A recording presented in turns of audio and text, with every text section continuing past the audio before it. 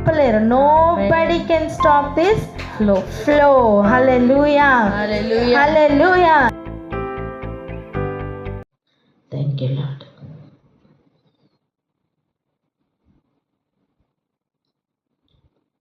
అధికారంలో మారబోతున్నాయి. చెప్పండి అన్నమాట.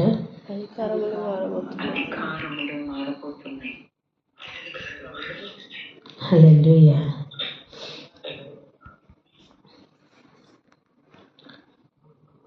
నువ్వు స్వాధీనపరచుకునే సమయం అని చెప్పండి.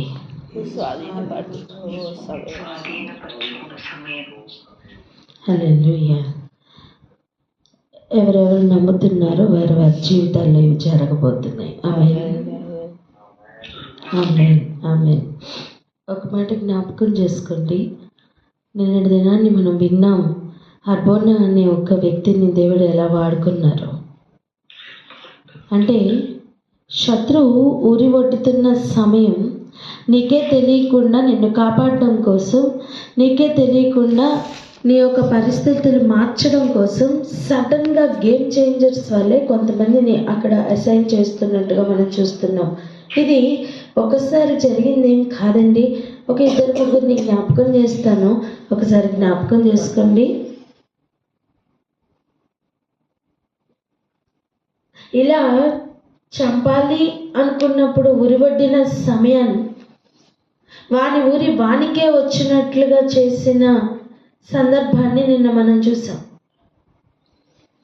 మరి దావీదు కాలంలో తన అధికారంను నెక్స్ట్ ఎవరికి అని మాట్లాడుకున్న సమయం, అది తన కుమారుడైన అనేక కుమారులు ఉండెను కదా. మరి సొలొమోను రాజుకు ఇస్తాను నా నెక్స్ట్ అధికారం అని తన మనసులో ఉన్నప్పుడు దానిని బెత్షెబాతో షేర్ చేసుకున్న అనుభవాలు గుర్తున్నాయా? అలాంటి సమయం దానికి విరోధంగా, దానికి డైవర్షన్గా ఆ అధికారం తన కుమారుడని వేరే కుమారుడు తీసుకుంటున్న టైంలో అక్కడ ఎంటర్ అవుతున్న ప్రవక్తలు గుర్తున్నారా? ఆ నాతాను ప్రవక్త వచ్చి బెత్షెబాతో మాట్లాడుతున్న మాట, నువ్వు వెళ్ళి రాజుతో మాట్లాడుతూ ఉండు, మధ్యలో నేను వస్తాను. హల్లెలూయా. నేను చెప్తున్న విషయం ఏంటంటే, హర్బోనా మొర్దెకైకి తెలియకుండానే మాట్లాడాడు. కానీ దేవుని ప్లాన్ లేదా దేవుడు ఇస్తానన్న వాగ్దానం, ఇస్తానన్న సింహాసనం, ఇస్తానన్న ఆశీర్వాదం వేరొకడు తీసుకుంటున్న సమయం దేవుని ప్రవక్తలు, దేవుని బిడ్డలు ఆ దర్శనంను తెలుసుకున్న వారు కదులుతారు అంటున్నాను. ఆమేన్. నాతాను చేసిన పని జ్ఞాపకం ఉందా? బెత్షెబా ఆ టాపిక్ మాట్లాడుతున్న సమయం నాతాను ప్రవక్త వచ్చి దాన్ని ఇంకా దృఢపరచి మాట్లాడాడు. అప్పుడు దావీదు తన సింహాసనం సొలొమోనుకి ఇవ్వాలన్న ఆ ఆలోచన స్పీడప్ అయింది. ఆమేన్. మన జీవితాల్లో కొన్నిసార్లు ఈ డైవర్షన్స్ కానీ, లేకపోతే ఈ డిస్ట్రాక్షన్స్ కానీ, లేదా మనం పొందవలసిన వాటిని వేరొకరు వాటిని పొందుకుంటున్నట్టుగా ఇలా ఎందుకు కనిపిస్తారు తెలుసా? దర్శనం నెరవేర్పు కొరకు పరిస్థితులు త్వరపడుతూ ఉంటాయి కనుక. ఆమేన్.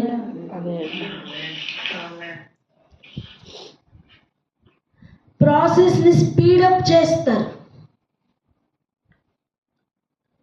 దేవుడు దానిలో కూడా ఇంటర్ఫీర్ అవుతారు. ఆమేన్. ఇంకొక సంగతిని కూడా జ్ఞాపకం చేస్తాను చూడండి. నువ్వు బాగా వేటాడుతావు, వెళ్ళి వేట మాంసం తీసుకుని రా, నేను తిని తృప్తి పొంది నిన్ను ఆశీర్వదిస్తానంటున్నాడు ఇస్సాకు. ఎవరితో? జ్యేష్ఠ కుమారుడైన ఏశావుతో. మరి అటువంటి సమయం అది విని ఇంటర్ఫీర్ అయింది ఎవరో చెప్పండి? తన భార్య అయిన రిబ్కా. హల్లెలూయా. అంటే దేవుడిస్తానన్న ఆశీర్వాదం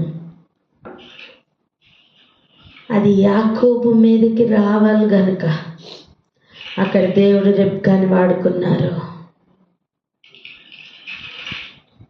హల్లెలూయా. చాలాసార్లు అనిపించవచ్చు ఇది మోసం కదా అని.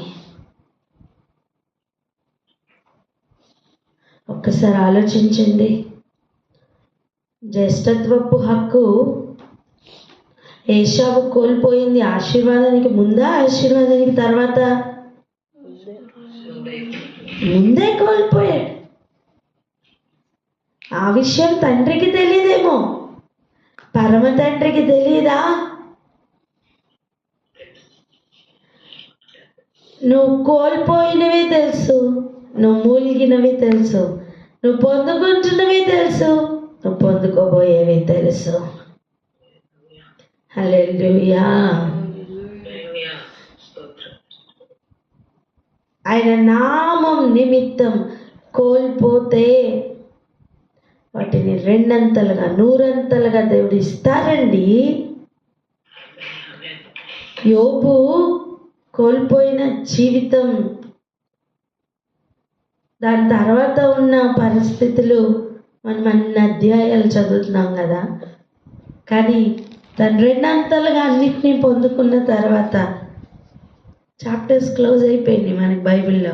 కానీ తన చాప్టర్ క్లోజ్ అవ్వలేదు. ఆమేన్. ఇక ఎన్నడూ కూడా మళ్ళా శోధించడం అనేది లేదు. తన మునుపటి ఆరోగ్యం తనకు వచ్చేసింది. తను కోల్పోయిన ఒంటెలు రెండంతలుగా వచ్చినాయి. ఆలోచించండి. రైట్ మూమెంట్లో దేవుడు తన వారిని పెడతారు. ఆమేన్. కానీ ఇవన్నీ జరగాలి అంటే మనం దేవునితో కనెక్షన్లో ఉండాలి. ఆయన నెరవేర్పులో భాగములై ఉండాలి. ఆయన పిల్లలై ఉండాలి. ఇక్కడ ఆగి ఒకసారి ప్రార్థన చేసుకుందాం. నీకు రావాల్సిన ఆశీర్వాదం డైవర్ట్ చేయాలని, నీకు రావాల్సిన అనేక కార్యములు డైవర్ట్ చేయాలని ప్రయత్నం చేస్తున్న కొన్ని తంత్రములు పనిచేస్తూ ఉంటాయి. కానీ ఈరోజు దాన్ని క్లెయిమ్ చేయి. అనేక రిబ్కాలు నీ వెంట ఉంటారు. అనేక నాతాను ప్రవక్తల వంటి వారు నీ చుట్టూ ఉంటారు. ఆమేన్. ప్రార్థన చేస్తారా?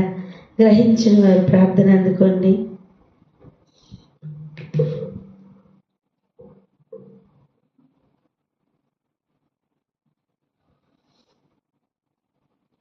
స్తోత్రం తండ్రి, స్తోత్రం అయ్యా, స్తుతులు రాజా, స్తోత్రాలు నాయన, స్తోత్రాలు తండ్రి, స్తోత్రం మా ప్రభా నాయన. బోనా లాంటి వారిని ప్రభా నాయన స్తోత్రం తండ్రి ప్రభా నాయన. మొత్తకి జీవితంలో ప్రభా నాయన అనుమతించి ప్రభా నాయన మీ ప్లాన్ ప్రభా నాయన మరి అమలవటానికి ప్రభా నాయన అటువంటి వారిని వాడుకొని ప్రభా నాయన స్తోత్రం తండ్రి. మొద్దకైతే పట్టుదల వారి యొక్క జాతిని అంతటిని ప్రభా నాయన స్తోత్రం తండ్రి, స్తోత్రం అయ్యా. మరి నాయన రక్షించిన దైవానికి స్తోత్రం తండ్రి, స్తోత్రం అయ్యా. స్తుతులు రాజా, స్తోత్రాలు దావీదు సింహాసనం నాయన కుమారుడైనటువంటి నాయన సొలొమోనుకు రావాలని ప్రభా నాయన మరి నాయన మీ యొక్క ప్లాన్ ప్రభా నాయన మరి నాతాను ప్రవక్త ప్రభా నాయన మరి సపోర్ట్ చేసి ప్రభా నాయన అట్టి రీతిగా సింహాసనం సొలొమోను కుమారుడైన సొలొమోనుకు రావటానికి ఎంతో మంది కుమారులు ఉన్నప్పటికీ నాయన మీ ప్లాన్ నాయన సొలొమోనుకు రావాలని వాక్యాన్ని ప్రభునైనా అది ప్రభునైనా అమలు చేయించిన దైవం అనేక స్తోత్రం తండ్రి. స్తోత్రం అయ్యా, స్తోత్రం తండ్రి. ప్రభునైనా నాయన తండ్రి యొక్క ఆశీర్వాదం నాయన కుమారుడైనటువంటి ప్రభునైనా యాకోబు మీద రావాలని ప్రభు నాయన జ్యేష్ఠత్వాన్ని అమ్మవేసుకున్నటువంటి భ్రష్టుడైన ఏసావు మీద కాకుండా ప్రభునైనా స్తోత్రం తండ్రి. ప్రభునైనా వారి జీవితంలో ప్రభునైనా మరి ఇంకా వాడుకున్నటువంటి విధానం ప్రభు స్తోత్రం తండ్రి. స్తోత్రం అయ్యా, స్తోత్రాలైన స్తోత్రాలు తండ్రి. తన యథార్థతను బట్టి ప్రభునైనా స్తోత్రం తండ్రి. ప్రభునైనా నాయన మీ నామం ఎడల నాయన తనకున్నటువంటి గొప్ప నమ్మిక విశ్వాసం ప్రభు నాయన స్తోత్రం తండ్రి. నోటి మాట చేత కూడా ప్రభు నాయన స్తోత్రం తండ్రి. నాయన మిమ్మల్ని దూషించుకున్న ప్రభు నాయన స్తోత్రం తండ్రి.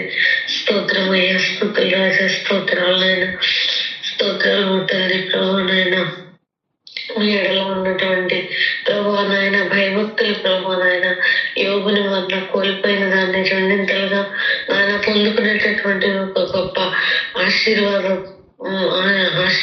పొందిన వాడిగా ప్రభు నాయన స్తోత్రం తండ్రి ఉంటుండగా తండ్రి. అటువంటి ప్రభు నాయన అవకాశాలు ప్రభు నాయన అటువంటి వారు నాయన మా జీవితంలో కూడా ప్రభు నాయన ముందుగా కానీ ప్రార్థిస్తున్నాం తండ్రి. కొన్నాళ్ళు ప్రభు మీ ప్రణాళిక మా జీవితాలలో ప్రభు నాయన ఏ రీతిగా ఉందో ప్రభు దాని నెరవేర్పు కొరకే ప్రభు నాయన స్తోత్రం తండ్రి. ఆ దిశగా ప్రభు నాయన మా జీవితాలు ఉండట కొరకైనటువంటి కృపను ప్రభు నాయన మీరే అనుగ్రహించండి. మీ చిత్తం మాత్రమే మా అందరి జీవితాల్లో జరిగినట్లు కృపగా ఇచ్చేది తండ్రి. నాయన ఆ దిశగా ప్రభు నాయన మేము అడుగులు వేయటానికి సహాయంగా ఇచ్చేది తండ్రి. మా చుట్టూ ఉన్నటువంటి ఈ వ్యక్తులను ప్రభు ఎవరు మీరు ఏ రీతిగా వాడుకుంటారో దాన్ని ప్రభా స్తోత్రం తండ్రి.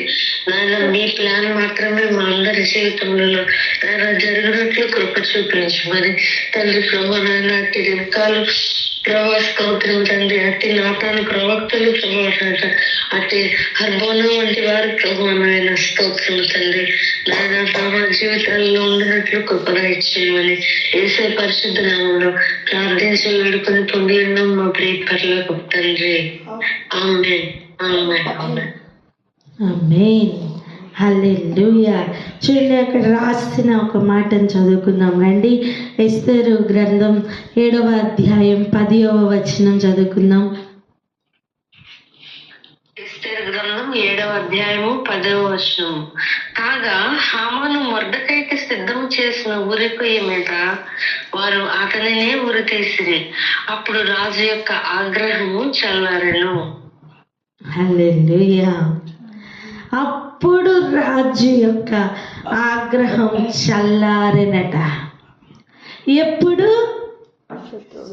ఎప్పుడు శత్రువుని ఉరి తీసిన తర్వాత,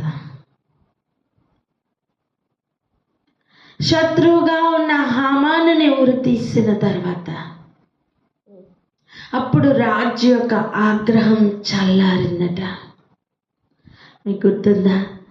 ఇదే రాజు, ఇదే అహర్షవేరోషు రాజు, ఇదే శత్రువుకి సంస్థానాల్లో అందరికంటే అత్యున్నతమైన స్థానం ఇచ్చాడని, అగ్రపీఠం వేశాడని, ప్రతి ఒక్కరూ కూడా సాష్టాంగ నమస్కారం చెయ్యాలని చెప్పాడని, తన హృదయంలో హామానికి అంత ఉన్నతమైన స్థానం ఇచ్చిన రాజు ఈరోజు పరిస్థితులు ఎట్లా మారాయండి? ఉరి తీసిన తర్వాత, అంటే మొర్దెకైకి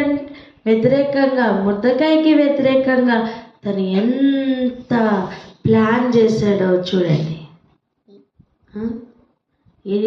ఎన్ని ప్లాన్స్ చేశాడో అన్నీ కూడా తన మీదకే ఉరి అయి వచ్చిన తర్వాత, ఈవెన్ తను ఉరి తీసిన తర్వాత అప్పుడు ఆగ్రహం చల్లారిందట రాజుకి. ఓ కమాన్, హల్లెలూయా. అర్థమవుతుందా? అర్థమవుతుందా? ఏ సింహాసనం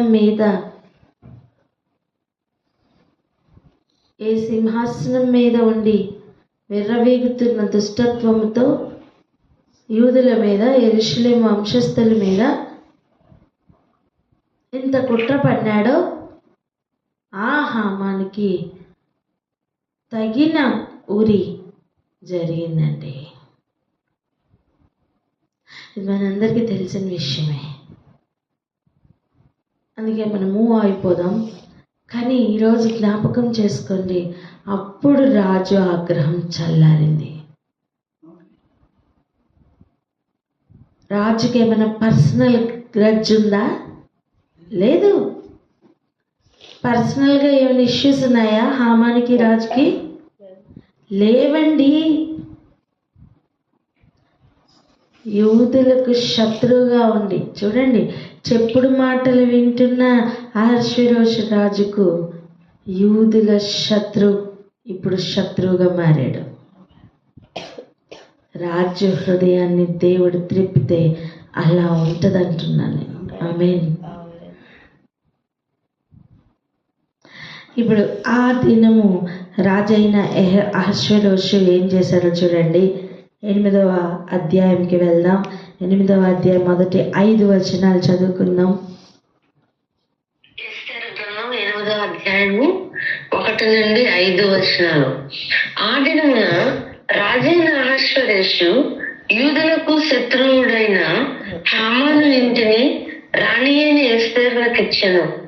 ఎస్తేరు మొర్దెకై తనకు ఏమి కావాలనో రాజునకు తెలియజేసిన మీదట అతడు రాజు సన్నిధికి రాగా, రాజు హామాను చేతిలో నుండి తీసుకొని తన ఉంగరమును మొర్దెకైకి ఇచ్చెను. ఎస్తేరు మొర్దెకైని హామాను ఇంటి మీద అధికారిగా ఉంచెను. మరియు ఎస్తేరు రాజు ఎదుట మనవి చేసుకుని అతని పాదముల మీద పడి, అగాగీయుడైన హామాను చేసిన కీడును, అతడు యూదులకు విరోధముగా తలంచిన యోచనను వ్యర్థపరచుడని కన్నీళ్లతో అతన్ని వేడుకొనగా, రాజు బంగారు దండమును ఎస్తేరు తట్టు చాపెను. ఎస్తేరు లేచి రాజు ఎదుట నిలిచి, రాజువైన తమకు సమ్మతి అయిన ఎడలను తమ దృష్టికి నేను దయ పొందిన దాననై రాజువైన తమ ఎదుట ఈ సంగతి యుక్తముగా తోచిన ఎడలను తమ దృష్టికి నేను ఇంపైన దాననైన ఎడలను రాజువైన తమ సకల సంస్థానములలో నుండి యూదులను నాశనము చేయవలనని హమ్మేదాత కుమారుడైన అగాగీయుడగు హామాను వ్రాయించిన తాకీదుల చొప్పున జరగకుండునట్లు వాటిని రద్దు చేయుటకు ఆజ్ఞేయుడి. హల్లెలూయా. అధికారంలో మారుతున్న సమయం, తాకీదులు కూడా మారుతున్న సమయం ఇది. ఆమేన్. కొన్ని ఆజ్ఞలు జారీ అయిపోయి ఉంటాయి, కొన్ని అధికారంలో ఆల్రెడీ చలామణిలో ఉండి ఉంటాయి. యూదులకు శత్రువైన హామాన్ ఆల్రెడీ కోటలో చనిపోయాడు. ఇప్పుడు ఏవి మారాలి తెలుసా? తన ద్వారా అమలైన ప్రతి ఏరియాలో ఒక షిఫ్ట్ రావాలి. ఆమేన్. అదేనండి ఇప్పుడు జరుగుతుంది. అదే ఇప్పుడు జరుగుతుంది. ప్రతి ఒక్కరి జీవితంలో కూడా ఇటువంటి అనుభవాలు ఉంటాయి. అంటే ఇంతకాలం నువ్వు అనుభవించింది వేరు, ఇక నువ్వు అనుభవించబోతుంది వేరు. ఆయన నామానికి మహిమార్థమై ఇక నీ జీవితపు అడుగులో ఉండబోతున్నాయి. ఆమేన్. ఆయన బ్లెస్సింగ్స్ అన్ని ఏరియాల్లో, ఆ విడుదల అనేది అన్ని ఏరియాల్లో, ఆ కటాక్షం అనేది అన్ని ఏరియాల్లో మనం రుచి చూడబోతున్నాం. విడుదల పొందడము అంటే ఒక ఏరియాలో విడుదల, ఒక ఏరియాలో బంధకములు కాదు.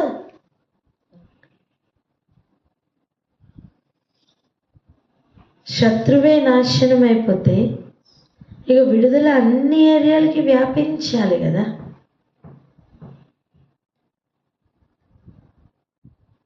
అసలు యూదులకు శత్రువైన హామాన్ ఇంకా లేడు అంటే ఇక శేషం కూడా ఉండకూడదు. ఆమేన్. ఆల్రెడీ అగగీయుడికి శేషమే ఈ హామాన్. చూడండి, ఆ దినం నట అహష్వేరోషు రాజు యూదుల శత్రువైన హామాను ఇంటిని రాణి అయిన ఎస్తేరునకు ఇచ్చెను. ఇప్పుడు జెరూషా ఎవరి చేతిలో? ఎస్తేరు చేతిలో. అది హామాన్ ఇంటిని ఎస్తేరు చేతిలో పెట్టాడండి ఇప్పుడు రాజు. ఇదే ఎస్తేర్ని, ఇదే మొర్దెకైని, ఇదే వారి వంశంలో యోధా జాతి జాతి మొత్తాన్ని కూడా ఎవ్వరు అప్పగించకపోయినా తీసుకున్నారు హామాను తన ఇంటి వారు. అంతే కదా. ఉరికోయి తయారు చేయమని ఎవరు చెప్పారండి? రాజేమన్నా చెప్పాడా? రాజేమన్నా చెప్పాడా? చెప్పండి. రాజేమన్నా చెప్పాడా? అడిగిన దానికి సమాధానం చెప్పండి. రాజేమన్నా చెప్పాడా? చెప్పలేదని చెప్పండి. చెప్పలేదు. మరి ఉరికోయి ఎవరు సిద్ధం చేస్తారు? ఈ ఇంటి వారు, జెరూషా, ఇంకా తనతో ఉన్న స్నేహితులు, మీరందరూ కూడా హామాన్తో మాట్లాడారు. నువ్వు ఉరికోయి ఒకటి రెడీ చేయి, వెళ్ళి దాని మీద ఉరి తీసేయి అని చెప్పి. ఎంత ఎత్తండి? 50 మూరలు ఎత్తు ఉరికోయి తయారు చేసి స్తంభం పాతి పెట్టారు తెలుసా. అది కూడా దేశంలో ఉన్న అందరికీ కనపడాలట. అందుకు 50 మూరలు చేశారు.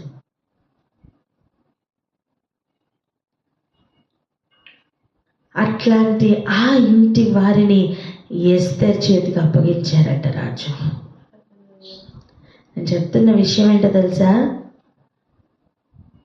యూదుల శత్రువు ఆ రోజు ఎలా అయితే నాశనం అయ్యాడో అలా అవ్వడమే కాదు, వానికి ప్లాన్స్ ఇచ్చిన ప్లానింగ్ కమిషన్ ఉందే, వారందరూ కూడా ఎస్తేరు చేతికి ఎలా వచ్చారో అలా ఆ ప్లాన్లు చేస్తున్న ఆ ఉనికి పట్టు కూడా నీ చేతికి దొరుకుతుంది. ఆమేనని చెప్పరే. హల్లెలూయా. సైలెంట్ యుద్ధం అండి. మనం పోరాడుతున్నది శరీరంతో కాదండి. ఆ రోజు శరీరంతో ఉన్నవారితో వారు పోరాడారేమో, కానీ ఈరోజు నువ్వు పోరాడుతున్నది శత్రువు ఎవరు తెలుసా? శరీరులతో ఉన్నవారు కాదు. అర్థం?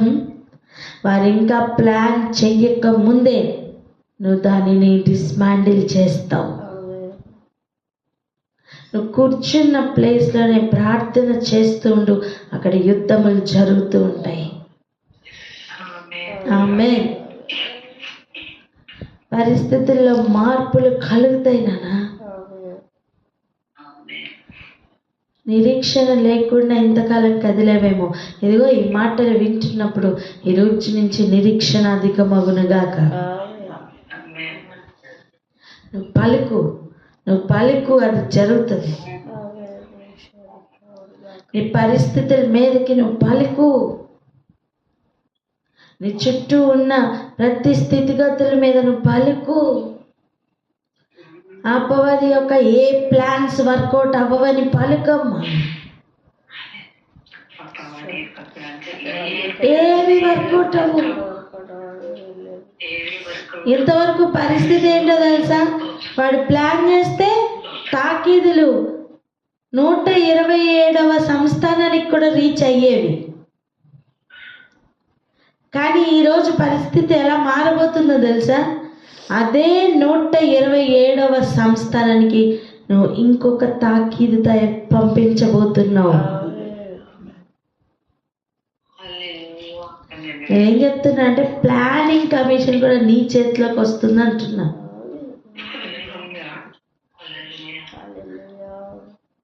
బట్ ఆ సమయం నువ్వు క్యాపబుల్గా తయారవ్వాలంటే నువ్వు దేవుని చేతిలో ఉండాలి.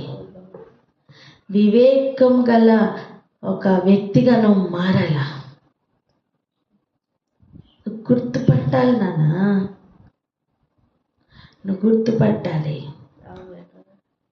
ఒక విషయం చెప్పిన, మందలో తోడేళ్ళు కూడా గొర్రెల చర్మమే వేసుకుని ఉంటాయి. నువ్వు శత్రువుని సరిగా గుర్తుపట్టకపోతే గొర్రెల్ని చంపేస్తావు, తోడేళ్ళని ఉండనిస్తావు. కానీ వివేక హృదయంతో నువ్వు గ్రహించిన మీదట అది ఏ ముసుగన్నా వేసుకొని రాని, గొర్రె ముసుగా, మేక ముసుగా, ఏ ముసుగైనా సరే వేసుకొని రాని, నువ్వు తోడేళ్ళని గుర్తుపట్టేస్తావు. హల్లెలూయా.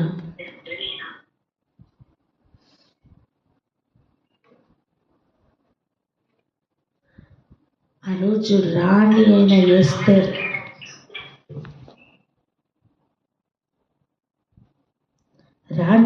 ఎస్తేర్ చేతికి రాజట హామాని ఇంటిని ఇచ్చేశాడట. హామాని ఇంటిని ఎలా ఇచ్చాడో తెలుసా? హామానికి లేడు కనుక.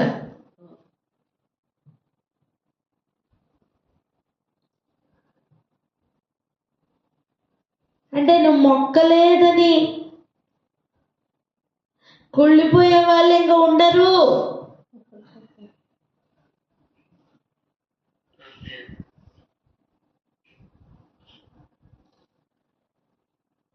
అసలు ఒక మండుతున్న కట్టెల కుప్ప ఉందనుకోండి, మండడానికి కట్టెనే లేకపోతే ఇక అగ్ని ఎక్కడది? మండడానికి కట్టెలు లేవు, అగ్ని ఉంటుందా అక్కడ? చెప్పండి, ఉండదు. ఎగ్జాక్ట్గా అలాగనే కొండెగాడు లేకపోతే కలహప్రియుడు లేకపోతే అక్కడ జగడం కూడా ఆగిపోతుందట. గొడవే ఉండదు ఇంకా. వింటున్నారా? ఇలా విపరీత బుద్ధితో ఆలోచించే వాళ్ళు ఉంటేనేనండి గొడవలు. అసలు వాడే లేకపోతే ఇక గొడవ ఎక్కడిది? హామానే లేకపోతే ఇక శత్రువు ఎక్కడా అంటున్నా నేను. కానీ హామానుతో ప్లాన్ చేసి, హామానుతో అదే మనస్తత్వంతో కంటిన్యూ అయిన వారు కూడా ఉన్నారు చూసారా, వారు ఎస్తేర్ చేతికి అప్పగింపబడ్డారు. అది నేను చెప్పేది. రాజు లెవెల్లో రాజు శత్రువుని వేసేశారు. రాణి లెవెల్లో మిగిలిన వారిని వేయడానికి లేదా మిగిలిన నెక్స్ట్ టేక్ ఓవర్ చేయడానికి రాణికి అప్పగించారు. ఎగ్జాక్ట్గా ఇలాగనే ఆలోచించండి. సంఘమునకి కూడా దేవుడు చేయలేదా? యేసు ప్రభు శిలువ మరణం మీద తలను చితక్కొట్టి ఇక మిగిలింది శరీరం, సంఘం శరీరానికి అప్పగించలేదా? ఆమేనని చెప్పరే. ఇప్పుడు ఇక్కడ ఎస్తేర్ ఏమేమైతే చేస్తుందో అవన్నీ సంఘం కూడా చెయ్యాలండి.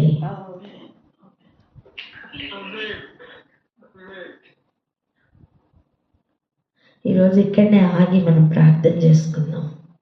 ఏమని తెలుసా? యేసయ్య చేయవలసినవన్నీ చేశారు. యేసయ్య చేయవలసినవన్నీ కూడా చేశారు, చేసి ముగించారు కనుక ఇట్ ఈస్ ఫినిష్డ్ అన్నారు. దాని అర్థం ఇంకా చేయడానికి ఏమీ లేదని కాదు. ఎలా అయితే హామాను నీ ఉరి తీయగానే రాజు కోపం ఆగ్రహం చల్లారిందో దాని అర్థం ఇంకా అయిపోయిందనా? కాదు. అలా భూమి మీద చేయవలసిన కార్యం ఫినిష్ అయింది. అంటే ఇంక యేసుప్రభు ఇంకేమీ చేయరనా? కాదు. ఇక నెక్స్ట్ పేజ్ స్టార్ట్ అయిందని అర్థం. ఆమేన్. ఇప్పుడు దాన్ని కంటిన్యూ చేసి ఎలాగైతే ఇక మిగిలిన కార్యాలన్నీ కూడా వేస్తే టేక్ ఓవర్ చేసుకుందో అలా ముఖ్యమైన పని ఆయన చేసి ఇచ్చేశారు. మిగిలింది సంఘం చేయాలి. అందుకే ఈరోజు ఏమని ప్రార్థన చేద్దామంటే, రాణి అయిన ఎస్తేర్కి అప్పగించినప్పుడు రాణి ఎలా కదిలిందో అలా సంఘం ఈనాడు ఆయన అప్పగించిన పనిని చేయుటలో కదలాలని ప్రార్థన చేద్దామా? సంఘం అంతటి గురించి ప్రార్థన చేద్దాం. వ్యక్తిగతంగా మన జీవితాల కొరకు ప్రార్థన చేద్దాం. నమ్మండి, ప్రధాన శత్రువు ఇక లేడు అని, కలహగాడు కొండెగాడు ఇక లేడు అని నమ్మండి.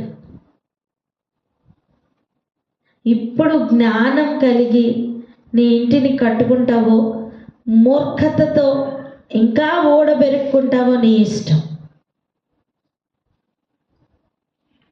ఒకరి తర్వాత ఒకరు అందరూ కలిసి ప్రార్థన చేద్దాం.